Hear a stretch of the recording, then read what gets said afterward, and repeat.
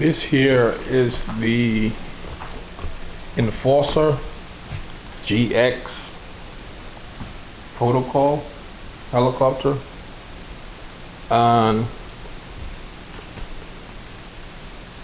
with the blades, if you ever have like a problem,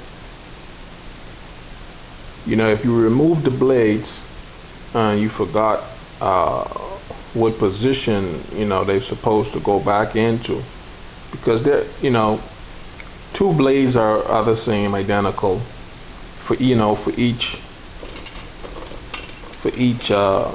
position.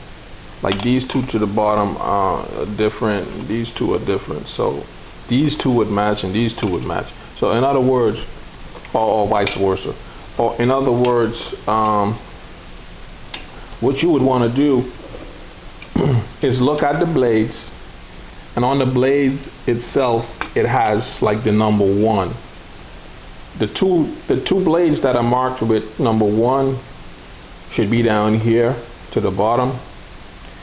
The bottom goes anti-clockwise, and the blades with just like a little mark goes to the top, you know, and that goes clockwise.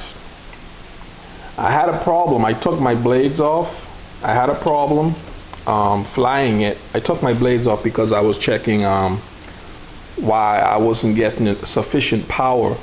I hit the throttle and I wasn't getting sufficient power to lift the helicopter, so I thought something else was wrong, like internally, and I was like taking the blades off, getting ready to dismantle it.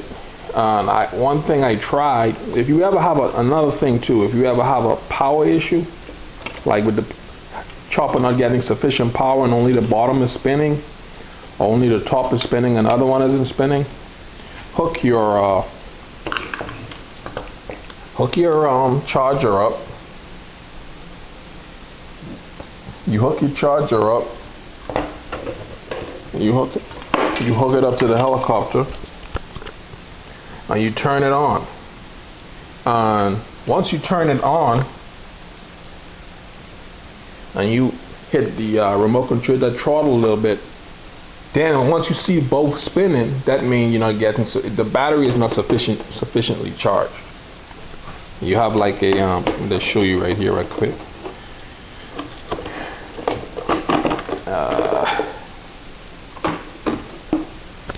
This battery here, it's a big size battery. It's 3 of them put together, and you know it needs a nice long charge. They said 3 hours, you know, but I leave it until I leave it until that red light goes out. Once that red light goes out, that means its battery here is fully charged, and then everything should be working normal with the power. And before I forget what I was talking to you about the blades.